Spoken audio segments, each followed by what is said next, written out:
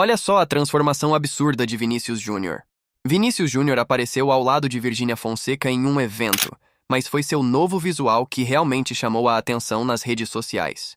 Após a eliminação do Brasil na Copa do Mundo, o atacante do Real Madrid surgiu de barba durante uma viagem à Itália.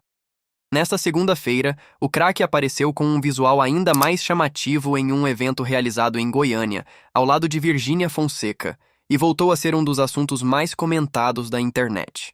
Vinícius Júnior e Virgínia Fonseca participaram juntos da inauguração de uma nova academia da influenciadora, em Goiânia. O evento reuniu diversas personalidades, mas quem acabou chamando a atenção foi o atacante do Real Madrid.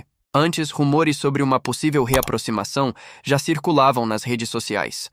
No entanto, esta foi a primeira aparição pública em que Vinícius Júnior e Virgínia Fonseca assumiram a reconciliação, confirmando os rumores que vinham ganhando força nas últimas semanas.